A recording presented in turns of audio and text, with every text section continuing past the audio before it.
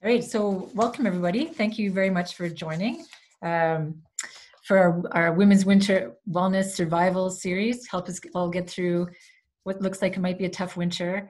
I'm Louise Taylor. I'm a physiotherapist and co-owner of Movement Sports Clinic with Tyson Plesak, and we're really pleased to offer a continuation of this Women's Health Series that we started a couple of years ago. And our most recent one has been was in a coffee house back in February. And it just seems so quaint and long ago that we were actually meeting together in person, sharing a laugh, and being able to talk and sit close together on couches. But this will be our next best thing. I'm sure everyone's had a lot of experience with Zoom by now. It was really our mission with this series to reach out to community and provide some really trusted resources and from some knowledgeable people. And so I'm really happy that we can continue it with our lineup tonight. Hopefully we can capture a little bit of fun and candid nature that we had in the coffee house. So feel free to throw stuff into the chat, which I'll be paying attention to. So this winter might be a challenging one. It's going to be cold, it's going to be dark, it's going to be lonely. So hopefully we can all find ways to reach out and connect. We always have more circuit breakers introduced by our government today, which I'm sure people have some positive and negative comments about. We have our continual bylaws on travel restrictions. So we're just gonna have to stay close to community and reach out and stay connected. I'm sure at some time through these last few months, we've all had moments of anxiety or sadness or loneliness or decreased energy. And so adding the winter in is sure to be a little bit taxing.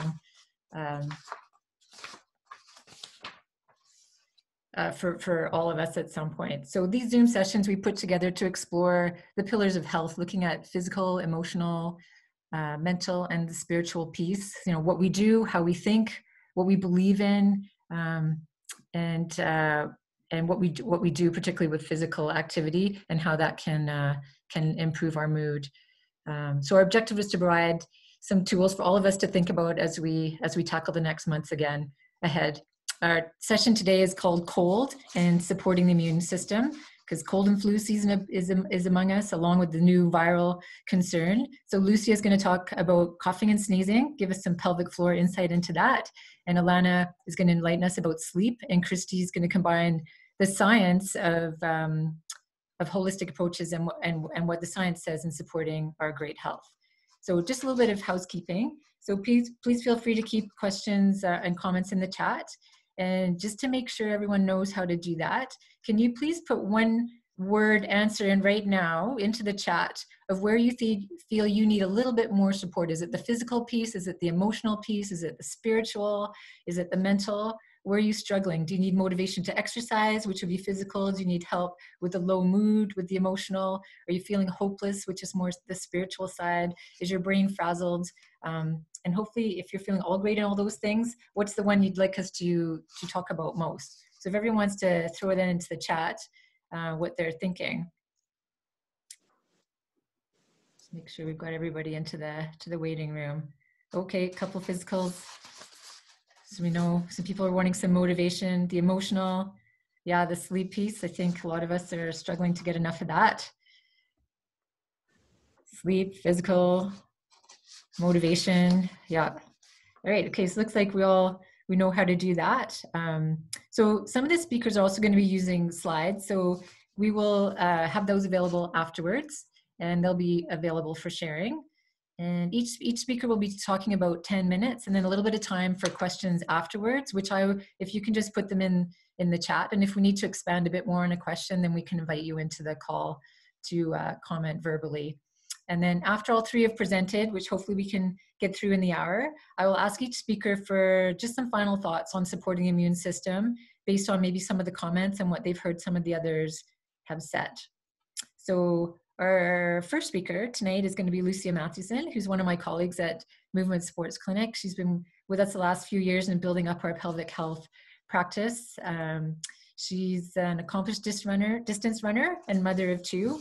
And I know she really likes to get outside in the winter and drag her family with you. She's always been interested in empowering women particularly. And although her pelvic health practice also does cover men. So if we're brave, Lucia, maybe one day we might tackle one of these sessions online, which we have to invite Tyson to help help us with that one. Okay, so now Lucia is going to tell us whether we should stifle our sneezes or let it blow. Perfect. Hey, hi everybody. Thanks for joining us. This is so awesome, and I'm glad that we are able to, keep the ball rolling. It's always such a fun to host these women's, kind of chat and just to share the education and to kind of just learn from each other and have a couple good laughs. So I'm the pelvic floor physiotherapist, and I really do like these kind of events, as I do feel quite passionate about educating women about the pelvic floor, as I basically feel there really isn't any education that we as a women get, through basically the young adulthood, through kind of the, slowly kind of getting into the age of kind of considering having a family, then through the pregnancy, postpartum, perimenopause, menopause. And we really don't know, what does it really mean to have a pelvic floor dysfunction? What are these muscles, about? What is normal and what is not normal? And if not normal, where do I maybe seek a help? Or, who will I talk to about the problems of leaking, the pelvic pain, the heaviness, all these kind of symptoms that are just not so commonly kind of out there.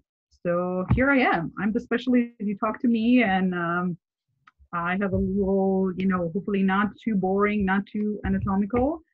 So let's get into it. What is the pelvic floor? So the pelvic floor are all your muscles on the bottom of your pelvis that you're currently hopefully sitting on it. And the muscles spread from the front to the back. Think of it from the side to side. Think of it really like a large kind of a hammock of a muscle that really want to support kind of your urinary function, your bowel function. They are supporting all the organs on the inside of the pelvis. So they support the bladder, the uterus, the rectum. They do help with the sexual function. And they really are, pelvic floor is quite necessary, as the crucial component of the core. So you need it for exercising, you need it for breathing, as it kind of helps, with the abdominals, with the lower back, with the breathing. And I'm always still, like, I've been doing pelvic floor probably 7 years now. And it's my very first questions, if I start asking questions, do you leak with cough, sneeze, and jumping? And very, very commonly, I always hear, sure, I do. I have kids. Or, of course I do. Look at my age. Or, or I kind of hear an answer, sure, like I just always wear a pad jumping on a trampoline or, going to a workout class. And, just because it is common and, thankfully, we have these awesome, products out there, and now there is all, commercials, about awesome of the products kind of out there. It just doesn't mean that it is common. It is normal, and we should settle for it. It's like, this is how you're going to live your life for the rest of your life. So I really want to let women know that I feel that, strong pelvic floor for me means also a relaxed pelvic floor. That's another kind of a common knowledge kind of out there that women tend to come. And there is a common thinking thing that all the time women should be, squeezing their pelvic floor. They should be Kegeling their pelvic floor. They should be tight, because tight is good. And I always say, really, nowhere in your body you want to have a muscle that should be always tight. That no matter what will lead to some sort of a discomfort. It will lead to pain. It will lead to a problem. And the same thing happens inside your pelvic floor. I always say, like, look at your bicep. You will not, do a bicep curl all day long just to get a bigger bicep. So why would you want to do it, inside of your pelvic floor? So what really happens inside of our pelvic floor during a regular day? So during a regular day, or any day, your bladder is filling with a urine that's produced by the kidneys. And kind of a little side note, or again, kind of a common thing that I hear is, maybe when women do experience leaking, they think the common trick that will do it is they will start drinking less, hoping that less urine will mean less leaking, which again works teeny bit in the short term, but doesn't work at all in the long term, because your kidneys will continue to work, and less water means your urine will just become more concentrated, and concentrated urine at the end of the day will kind of irritate your bladder and actually will give you the sensation that you will need to kind of pee more frequently. So drinking less doesn't work. So back to the bladder. The bladder is filling up kind of all day long. A healthy bladder should probably get at least to 250, 350. Some people get to more, and you will get the sensation to go pee. So again, something to kind of consider. If you pee maybe every hour, that's not necessarily healthy. And during this process of the bladder filling up, what happens now that if you cough or sneeze? So if you cough, sneeze, pick up your child, if you pick up a dumbbell, what the pelvic floor really knows, or what the pelvic floor will really feel, it will feel this increased overpressure inside of your belly, or as I say, it will feel this increased intra-abdominal pressure. And the pelvic floor is wired for this. This is what the pelvic floor is meant to do. It feels these changes and it just reacts against them. So it means that if you suddenly cough and sneeze, again, sometimes the cough and sneeze can come kind of really quickly. Therefore, the pelvic floor does need to react really quickly. The pelvic floor just contracts, creates a contraction, and this contractions will basically squeeze around your urethra or squeeze around your rectum, and therefore you will not leak. So if you would be one of those people who, again, maybe occasionally experience leaking, and now, again, very commonly I hear people go to Google and the first thing you will probably see is some sort of information about Kegels. So Kegels are those exercises where you should be kind of squeezing to make your pelvic floor strong. So if you kind of go to that information, many times females end up overdoing it. And many times you basically create a muscle that's too tight.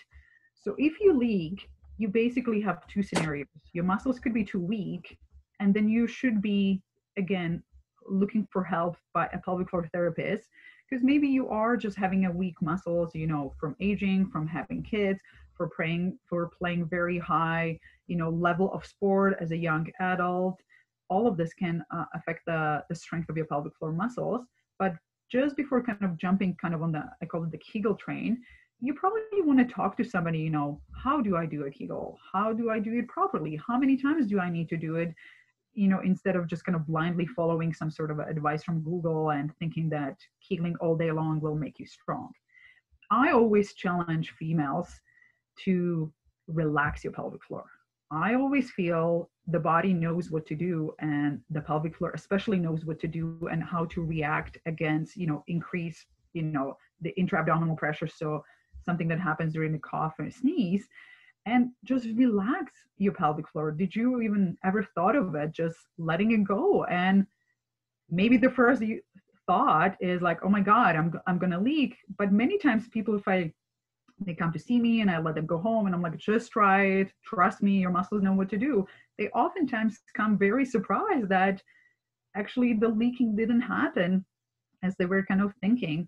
So I kind of want to leave women with the thought of, next time when you think of sneezing, again, kind of those short-term strategies like crossing your legs or, trying to squeeze and hold it, or trying to diminish, kind of, catch kind of your sneeze, they might work really, really short term, but again, they will never work long term. There is a point where, the weakness of your muscles or the tension in your muscles will basically show up and will show as a dysfunction of your pelvic floor, meaning you're going to end up leaking through some of these coughing, kind of sneezing fits.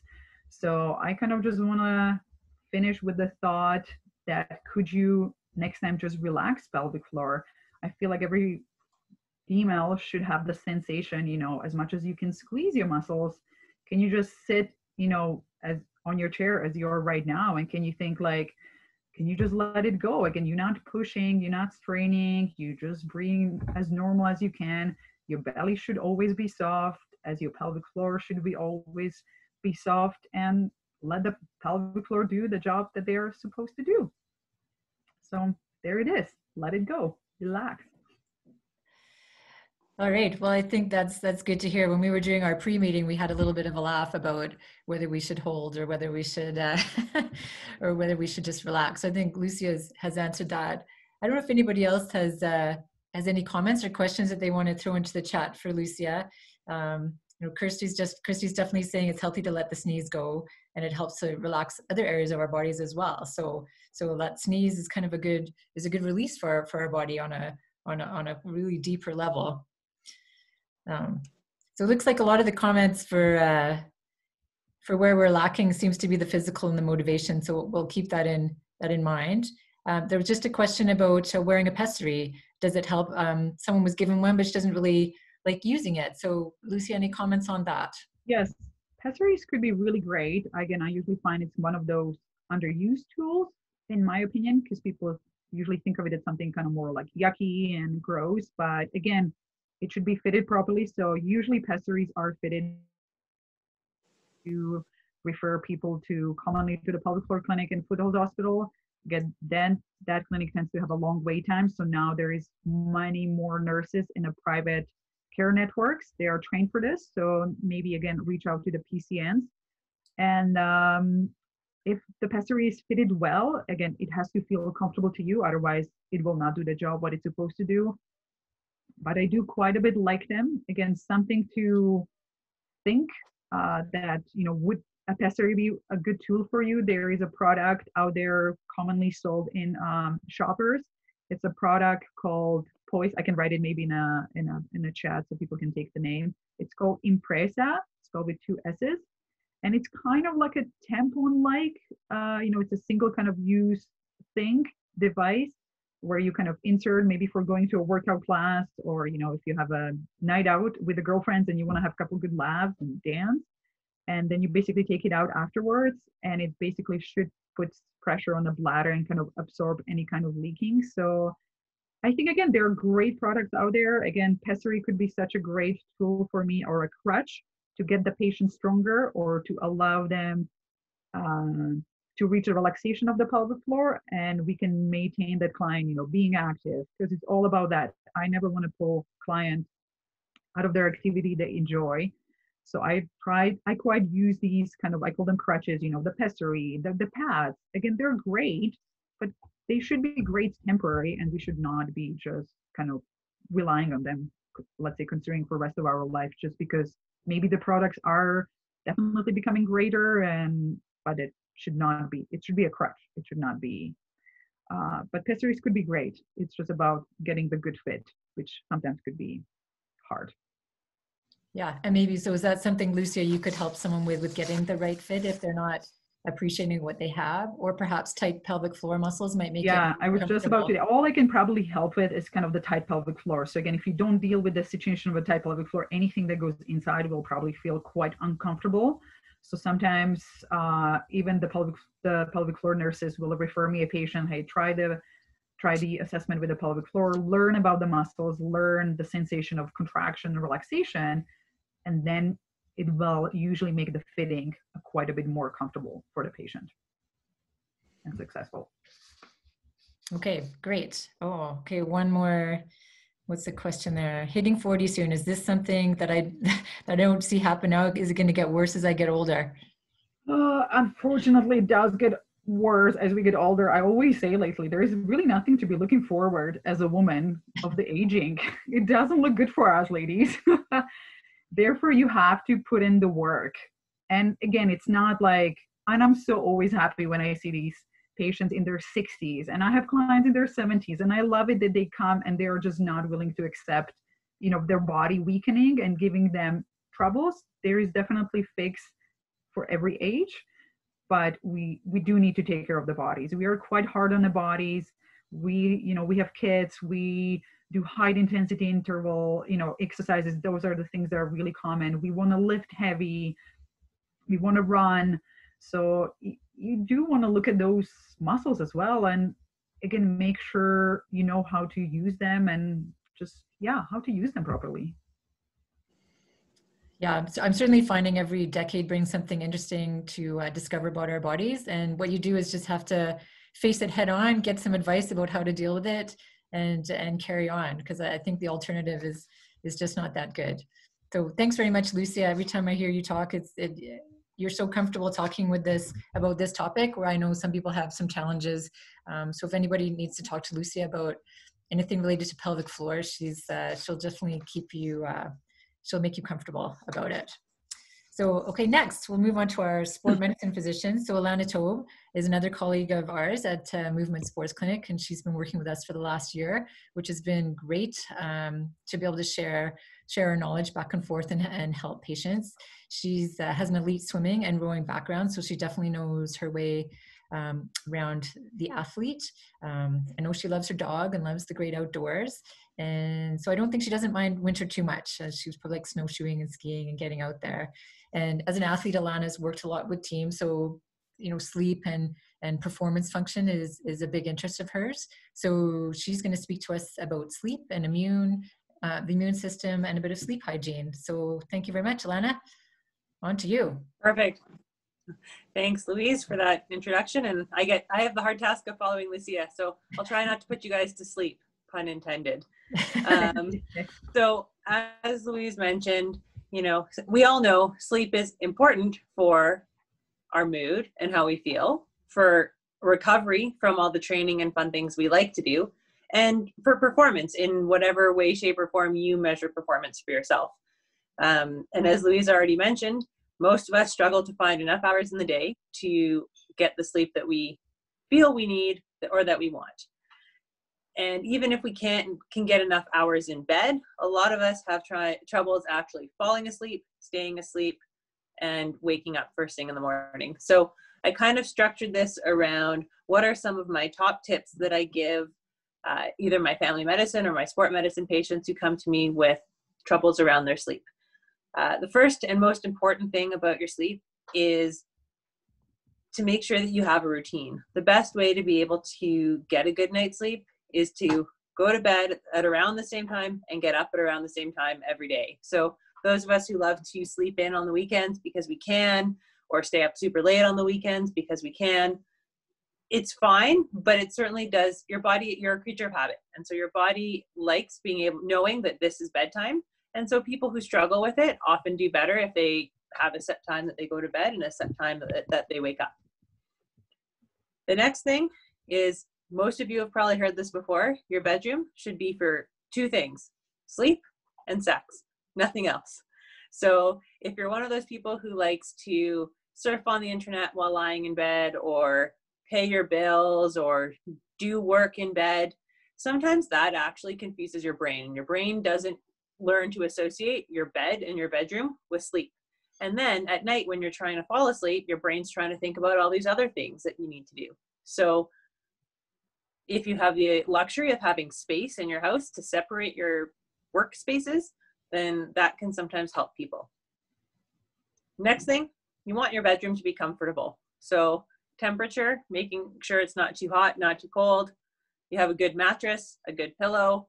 And if you're someone who needs it to be dark, room darkening shades, or one of those fancy dancy eye covers, earplugs, all of those sorts of things, so that it can be your cave. It's your hibernation cave so that you can be comfortable when you sleep. The hardest part for a lot of people is the bedtime routine. So your brain really needs to know when it's time to get up and work and be go, go, go during the day, and when it's time to settle down. I see the question about reading a book.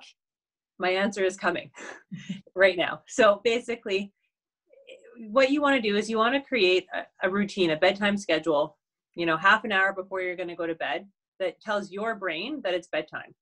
For some people, that is reading a book. For some people, that's taking a warm bath.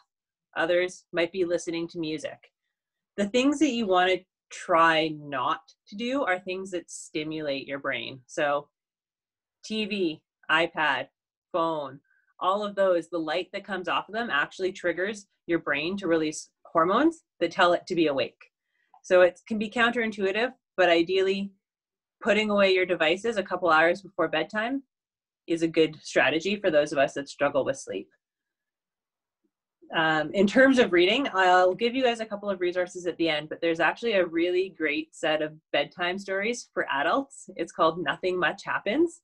And they're sort of like the bedtime stories that you might have that you might read to your kids, or that you might remember your parents reading to you. And they're just adapted for adults, and they give some good insight into, I guess, sleep and how we can improve our sleep. Tying into the theme of being exercise and activity and outdoors, is exercise is actually really important for sleep. You got to do enough during the day to make yourself tired so that you want to go to bed when it's bedtime. So getting up and doing something every day, even if you feel crummy, even if you've had no sleep whatsoever, you're exhausted, doing a little bit of exercise will actually help your sleep for the next night. That being said, high intent, most of us have probably done a little bit hard exercise, and you realize that sure, you're tired, but then you're wired. So if you're going to do something hard, do it early in the day. Don't do it right before bed. Next tip, diet. And I'm sure we'll get into that a little bit more, but certain foods that we eat certainly affect our sleep. We all know the morning cup of coffee does wonders to wake you up. That means that your afternoon cup of coffee might be keeping you awake at night. Other foods that have hidden caffeine, tea, Coke, chocolate. So if you like enjoying those things, try decaf versions later on in the day. The other thing that a lot of people like to enjoy thinking that it helps their sleep is alcohol. Unfortunately, alcohol, while it might make you feel sleepy initially, it actually decreases the quality of your sleep. So you tend to wake up feeling much, much worse and not feeling rested.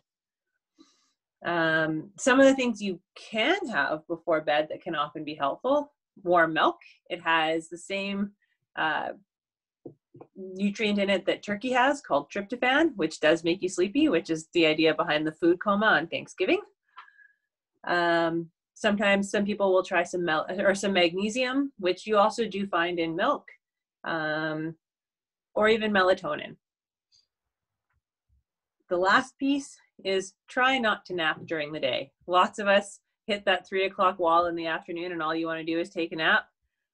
When you take a nap late in the afternoon, it basically resets your body's clock. And so your body then, when it comes to bedtime, thinks that it doesn't need to go to sleep yet. And so it can actually, again, negatively impact your sleep at night. So if you need to nap, try and do it during the day before 3. And if you need to nap, try and keep it short, less than an hour. And I guess my last point, as I think I'm quickly expanding on my 10-minute time frame, is if none of this is working, go and talk to your doctor. There might be something medically wrong that's actually a reason why your sleep is suffering, and there may be tests that need to be done. There may be other advice. And so it's a common thing that we see. It's a common thing that people come and talk to us about, and we can be of lots of help. And then the last thing I'll give you are a couple of resources. So mindfulness and meditation can be really good to help settle your brain down at night. And there's a couple of really great apps out there. I'm sure there's more than these 3, but my top 3 favorites are Headspace, Breathe, and Calm. So that is what I have for you guys. All right, yeah, that's some great stuff to talk. There was a question about the non-dairy milk being the same as regular milk. And then also, what's your take, Alana, on sleep aids, like taking pills? Mm-hmm. So the non-dairy milk question is, it will vary. So whether it's rice milk, almond milk, lactose-free milk, they all have different nutrients supplemented into them. I honestly don't know what is in each one of them. I would just have a look on the label and see. They'll all tell you how much magnesium and calcium are in there. And so that's how I would make that decision. Shift work is a tough one. A lot of shift workers will use sleep aids to help, especially on their days off. Some people can get away with something like melatonin, which I just saw a question about, or not a question, but a comment in terms of shifting for time zones. And absolutely. So melatonin, the studies show that it first of all, more is not better. Dose doesn't really matter. The small 3 milligram tablets that you can get are just as good as the double, triple dose 10 milligram tablets that you can get. And the studies have shown that taking melatonin about half an hour before bedtime might decrease your time to fall asleep by a whopping 8 minutes. So it might be helpful, it might not. It's probably not going to be the be all and end all. And it's probably some of the other things that I've talked about that are going to make a bigger difference all put together. In terms of actual sleeping aids, sleeping pills, we use them in the short term in certain circumstances, like travel across time zones, or sometimes to try and just reset your sleep clock. But sort of like Lucia mentioned, in that a lot of these are short-term fixes or short-term crutches to help you fix the underlying problem. That's how I would approach any sort of prescription or other sleeping aid or sleeping pill, in that none of them are good for the long term. None of them actually improve your quality of sleep. They might help you in the short term get some sleep so that you have more ability and more patience to be able to address the underlying issues, but they're not actually going to give you better sleep in the long run. I think there were other questions, but I missed them. Yeah, there's one, if you wake up in night, what's the best thing to do to try to get back to sleep? That one can be a tough one. Generally, my recommendation to people is try not, if you wake up in the middle of the night and you don't fall right back asleep, consider actually getting up, leaving your bedroom and doing something really boring that normally puts you to sleep. If that's reading the phone book or watching the news or something, go and do that. And then when you feel tired, go back to bed. Sometimes people get into a vicious cycle of waking up, looking at the clock, I can't sleep, oh my God, I'm going to be so tired tomorrow, I'm not going to be able to work. And then your brain gets going and then you don't sleep and it becomes a self-fulfilling prophecy.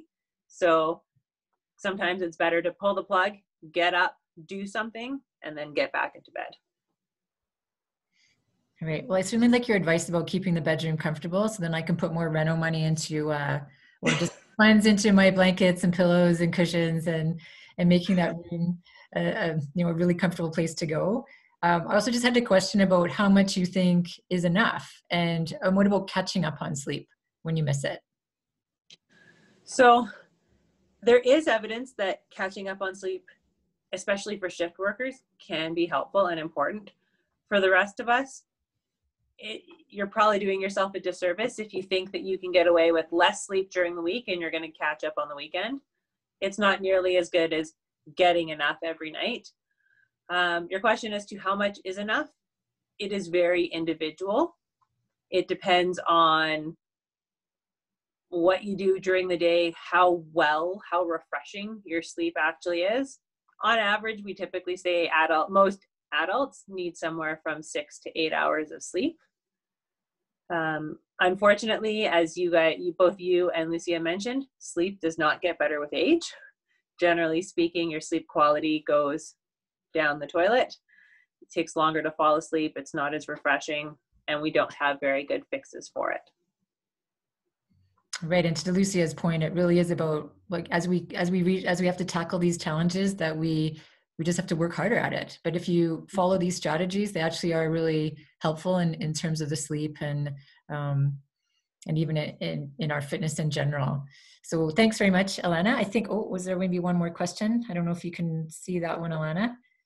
I wake up 3 to 4 days, 20 minutes, but I don't get up, nor do I stress about it. I still consider it rest. What I do is focusing on my breathing. I think it's more of a comment. Yeah, so sometimes some of that counting and that meditative component of trying to fall asleep, really helpful. So that's probably speaking to some of those apps. I have several patients that when they have trouble sleeping, they will listen to those apps before they go to bed, and just gets their brain into that really parasympathetic, restful place for falling asleep. And I'm sure, and to the nutrition point, I know Anne-Marie Vaillancourt, who's speaking with us next week as a registered dietitian. I'm sure she'll have some good comments on how nutrition can help with that piece too. All right, thanks very much, Alana. And so this is probably a good segue to Christy to kind of look at more of the kind of herbal pieces towards sleep, or also and just our immune function and health in general. So Christy Garnett is a clinical herbalist and a holistic living empowerment mentor. And she has a background in environmental biology and likes to really combine the scientific with the holistic approach to our health. And she does not like to sacrifice luxury for a healthy life experience. There's one thing that I've really learned from her. We've known each other for a couple of years, and she was one of the founders in this Women's Health series. So Christy, on to you. Thanks, Louise. I am always honored to be a part of this group because I feel like it's so great that you highlight women and you highlight all aspects of what we go through. And so I'm always eager to see men here as well. So welcome to everyone who's listening. As Louise mentioned, I work with herbs and I work with natural herbal remedies and mindset awareness, and I create customized plans for people. So I am really an advocate for everyone knowing what their body needs. And so I really like to empower everyone to find what's right for them, do it with a little bit of flair, a little bit of luxury, and go for it. So everything that I'm talking about today is just a generalization. So if it doesn't feel right for you, make sure that you find your medical team, your people, because that's what makes us all tick. Just to talk about what everybody else was speaking on is as we age, as we shift, it's really important to find your people and to know what's right for you. So we were talking about the physical state of our bodies and how to boost our immune system. And obviously sleep is so good for us, as is making sure our muscles are relaxed or working. So exercise is key as well. But if you think about it from a holistic perspective, we're going into winter, and right now, everything is about building. So right now is not the right time to detox or cleanse. If you look at nature and what's going on out there, no animals are losing weight. They're building, right? And they're going into hibernation. The plants aren't stripping themselves. They're taking their nutrients and putting it into their roots. And if we think like that, that's how we should be thinking. So for the month of November, I always tell my clients, this is a building month. So warm, heavy soups and bone broths are really good. Anything warming to your body. So one of the top herbs that I like to use, just one caveat. Herbalists talk about herbs and we use supplements and we use every piece of a herb. So the roots, the leaves, the essence, all of it. So we have a lot more freedom than other professions, which is great. So one of those herbs is ginger. So ginger is a stimulating herb. It works with the circulatory system and the heart. It relieves any kind of nausea or cramping. And I think it's key for your immune system because as your circulatory system is moving, not just in a physical context, but also in a restful state. So when you're thinking about ginger, dried, candied is okay. A little bit of sugar is probably not going to kill anyone, especially if you're having any kind of nausea or digestive issues. And I actually like to take the root and just clean it, cut it, and put it in boiling water. So that's how I would recommend you drink it. If you want to put it in food, that's great too. So the second herb that I think is so critical this month is garlic, and you can have it either raw or cooked. The trick to garlic is that you want to smash it and put it on the table or chop it up and let it sit for about 5 to 10 minutes. That releases all the medicinal properties. So the antioxidants, the antibacterial properties, and then you can, if you can stomach it, and nobody around you minds, you can just pop that in your mouth and swallow it down, as long as your digestive system is well too. The other thing you can do with garlic, if you don't want to drink it or take it raw, is you slice it in half, let it sit, and then rub it on the bottoms of your feet. And by doing that with a little bit of olive oil or coconut oil, because it can be really harsh on your skin, it opens up into your airways. So if you put a pair of socks on it and go to bed, hopefully you have a great night's sleep with all your routines and your tools, you'll wake up in the morning and your lungs will be open. So that's a great tip. So honey is so important to your immune system. Again, another antioxidant, a neat herb to help your gut lining. It's soothing for sore throats, and it will reduce a cough if you ever are struggling with a cough. And like Lucia said earlier, a cough or a sneeze, you got to let that go. However, a really dry cough, you would probably want to repress that. A very wet, mucousy cough, you want to get that mucus out. So, honey can suppress a cough. I want to talk about some supplements, especially right now with this resurgence of the virus that's out there. Vitamin C is very, very critical, and lemons are a great source of vitamin C. They also can help reduce a minor throat infection, and they boost the immune system. Vitamin C is often undertaken because usually it's in 500 milligram pills, and that's not usually enough to fight things. So when you have too much vitamin C, you'll have some abdominal cramping and you'll have diarrhea. So when you're trying to find what level of vitamin C you're at, take up 500 milligrams every 20 minutes and then come back to it, and then come back to it. And then when your stomach reacts, then you'll know you've had your dose. I always, right now, every talk I give, I talk about vitamin D, because vitamin D is really critical at this time, especially going into winter. Vitamin D3 is key, along with, I believe, the drops, the liquid drops are easier to absorb, but you just don't want to take it with coffee. So 20 minutes in between your vitamin D dose and your coffee, so that it can absorb into your body. And lastly, for a great physical immune boosting trick is zinc. Now, zinc is often in your multivitamin, and that's usually what makes you feel nauseous if you don't eat food with it.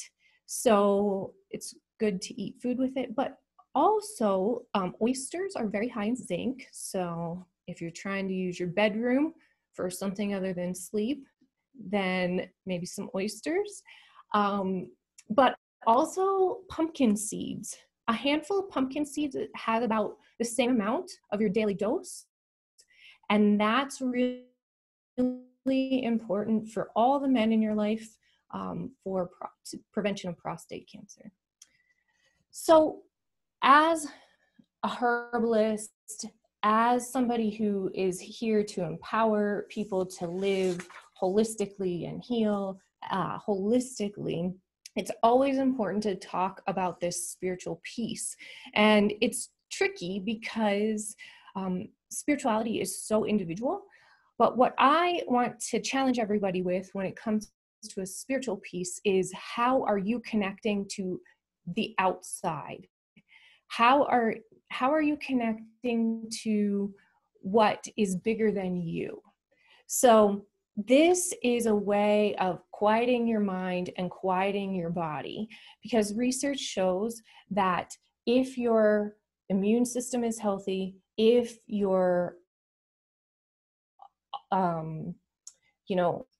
autoimmune system, so that's all of it, if your circulatory system is calm, if your sympathetic nervous system is calm, your adrenals are functioning well, you are physically healthier.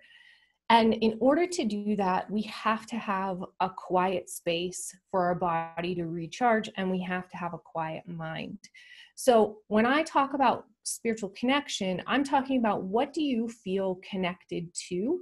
And everybody that I've talked to often, yeah, everybody, I'm going to say it, they are not connecting to people. People have expectations and their own baggage. We individually have that. So we connect spiritually to nature or music or cooking or running or plants, anything like that. And if you are able to connect to something bigger to you, then you can come back and connect to people and be more conscientious, more aware, less stressed out when you're interacting with people. And this is a time where everyone is a little bit in turmoil. Everybody has a lot of uncertainty. So if you are able to make that connection in a daily walk or through your pets or something else, then the interaction and the human connection is a bit easier. And I think it's part of your overall health. So Louise, I don't know if I've covered all the topics in a really thorough way, but I'm happy to take in questions or. Yeah, that's great, Lucia. Or sorry, Christy. I think every time I hear you talk, there's something new to do with a herb. I don't know about putting the garlic in my socks, but fortunately my sleep's pretty good right now. So, but that's something to keep in mind. But I will certainly chop and leave it out, because that's a good one. And for sure, the piece is something that I think it winds into all the other things of the mental health and the emotional, as well as our physical experience of getting out. If we're running or hiking, that we get out in nature, and we know that the forest bathing is so good for us to do. So there's a question about, how do you feel about CBD oil as a natural method? So I like CBD oil. I want to go back to the beginning statement. I think it's very, very individual.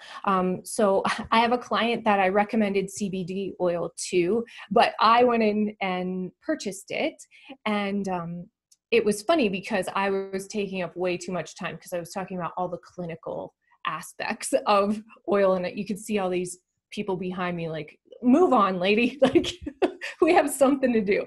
So when it comes to CBD oil, if you're talking about sleep, or if you're talking about other reasons for it, anxiety or pain relief, you really have to know what ratio you want. So the THC is the psychoactive ingredient, and the CBD is the non-psychoactive ingredient. So if you are really sensitive to things and you have paranoia or things like that, you might not want THC. You might want a 20-to-1 ratio. So CBD 20-to-1 THC. So I've gotten a lot of good feedback about CBD oil. That's not my first recommendation when it comes to sleep or anxiety. I guess that begs the question, what's my first recommendation? So I really like flower essence for people that are emotional. So Bach has a lot of flower essence that you can find in the grocery store. I also like passion flower. That is a calming herb. And I do like melatonin for the right people in the right dose at the right time. Hopefully that answered your question. Yeah, thanks. Maybe Alana, that's a good one that maybe you could chip in if you have any comments on the CBD oils and how they're used, and sort of even people are using it for muscle relaxation or helping them sleep or pain control after injuries.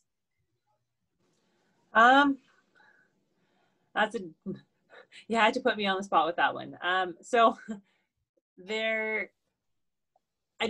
I have never prescribed it. I have not used it commonly in my practice. I have had patients who do use it and find it particularly helpful. I think I would agree with Christy that in the right proportions of the different ingredients and in the right patient, it can be very useful. I think the unfortunate piece is that a lot of people use it inappropriately when they're desperately looking for help and they don't know where to go, and somebody else has found it helpful for something, and they just try it for the sake of trying it, and in that case it's not always as helpful. But certainly I have had patients who have found it quite helpful for musculoskeletal pain, for sure. Not as much, I would say, in the sleep realm. Just to chime in, there is a very nice line of personal lubricant that contain THC or CBD, and I have recommended them to the patient. And like there's the website, you go read it. Again, you do need to find something that works for you. So again, like there's some awesome tips from Christy and Dr. Tubb. Don't be afraid to be looking and kind of searching for things. And if CBD might be one of those, then it's great. Again, I think a few people tend to jump on it because somebody's friend said so. And again, the stores are way more easily kind of available right now in your communities as well.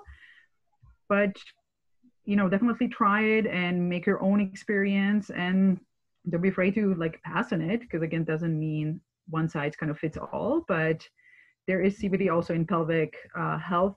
Again, I sometimes work great for that pelvic floor relaxation. I have many clients who just cannot connect to the sensation of relaxation because life is crazy and life is stressful and personal life is, full of anxiety and just too much to balance and juggle. So sometimes, again, why not? Probably, again, I think everything is not great long-term, but could be a great short-term tool.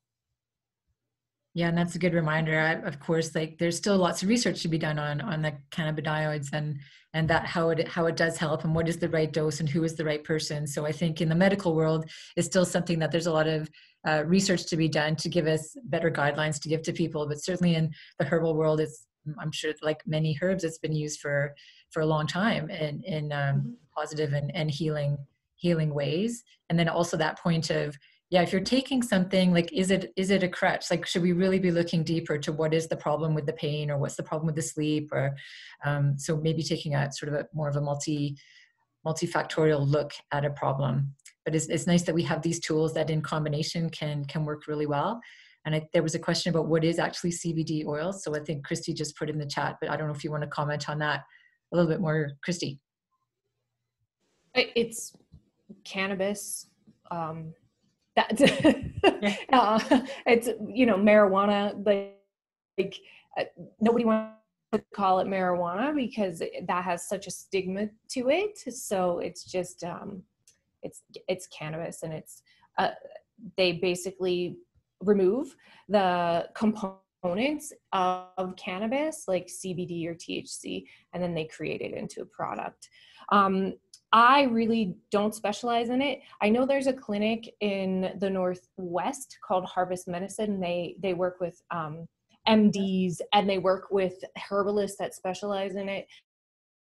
It is new to the market because there are so many potential issues with talking about cannabis and recommending it or prescribing it. A lot of people don't go there, and that's a shame, but also that's why I think we're all hedging a little bit about cannabis or CBD oil.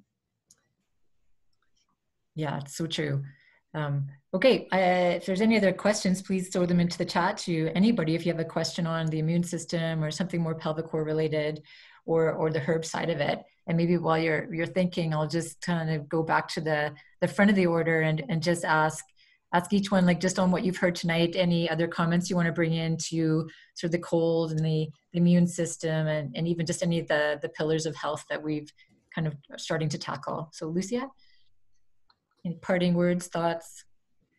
I think just, just give things a try. Again, I think we do talk a lot about the mindfulness and the relaxation and the apps, and maybe the yoga and those kind of things. And sometimes I hear like most common, like, oh, my mind just trails off and this is not for me. But I sometimes challenge patients, it's okay that your mind trails off. You're not going to crush your first yoga class, or you're not going to crush your first meditation, and might not make it to the end.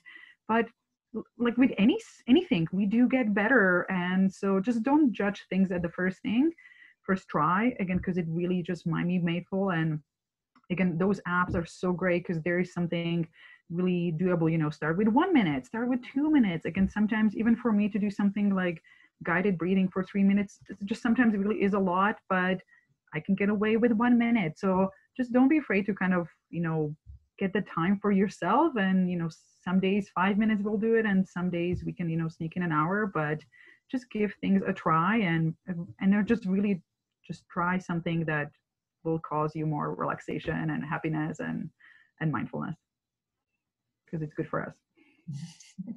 Yeah, I think finding that time for self-care is always challenging, but we just got to try to make that a priority.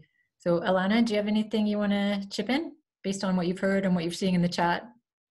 But yeah, it ties in, I think, to a lot of what you two just said there, but that most of us as women are caregivers to someone or something. And just a gentle reminder that we can't take care of other people if we don't take care of ourselves, and that you might feel like everyone else is more important, and that's okay, but you're also important too. So don't forget to take the time for yourself.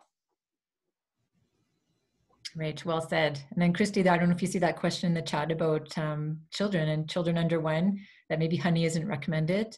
And what about baby ginger?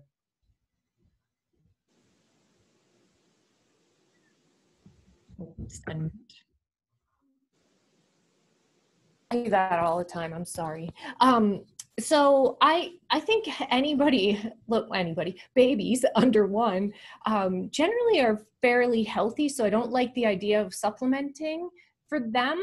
But eating and introducing foods and getting ginger in them, maybe in a marinade, or maybe slices of ginger in water that they can while you're drinking, or baby ginger is great. I think if you look at children and babies all around the world, they are eating really remarkable things, and so I would go for it. Just slightly and slowly introduce stuff into their diet. Hopefully that helps. And did I answered that right? Yeah, ginger specifically for babies, and garlic, and yeah, honey's not great. I remember I gave my niece some honey. My sister walked in, she was like, "What are you doing?" And I was like, "She loves it, look." And I didn't realize.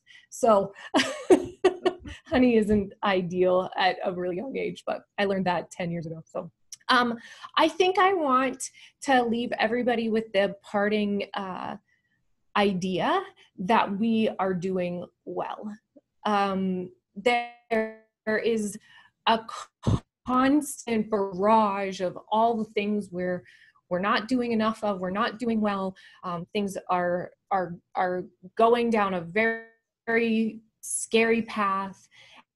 And, there's always turmoil, there's always things that are out there, and there's always the outside telling us that we can be doing better. But frankly, we're doing pretty darn well. And the fact that everyone was here to learn and to listen and to participate is one of inspiration for me. So just remember that no matter what you're doing, you're living in a very strange time, and you are still waking up in the morning, you're still going, and you're trying to be healthier. Otherwise you wouldn't be here. So also, everything can be viewed with a lens of luxury. So that long glass of water that is so nourishing, everything can be shifted so that you can find something positive and luxurious about it. I even say, even paying my bills, I'm so grateful I'm able to do that. So that's what I'm saying. We're all, you know, even if you're feeling like you're having a bad day, we're making it. So that was my parting gift, or parting words, I guess. Yeah, that's perfect. Not really a gift. I mean, the sun is going to rise tomorrow, and I think we just have to be kind to each other and ourselves, and yeah, think about the positive things in our life when there's lots to be scared and worried about. So I know Anne-Marie put in a few points, and we'll get to meet her next week. So our next session is next Thursday at 7. It's called Winter and Staying Active Outdoors, a little bit more of an emotional focus. So Anne-Marie is going to be presenting on nutrition. So really looking forward to that one. We have Monica Ambrositis, and she's from MEC. She's going to be talking about how to dress in layers, what's the best clothing to wear outdoors, and also some safety tips for being out in the mountains. And Lucia will be back talking with some more pelvic health considerations as well. So really look forward to seeing everybody next week. There will be a different link, so just reach out to Nadine or any of us to get that link. And thank you very much, everyone, for speaking. That was really enjoyable. My coffee's cold now, but I'm gonna go brew another one, maybe a ginger tea. I'm having a coffee, Louise. Yeah. I just said that. Yeah, exactly. So it better be a tea with no caffeine. So with that, I think, yeah, we'll bring it to a close. And thank you very much for joining. Hope to see you guys all next week, and invite some friends. We have room for about 100 people. So just trying to get the word out and just be a positive light in this time. So thank you and have a good night. Bye, everyone. Bye. Bye.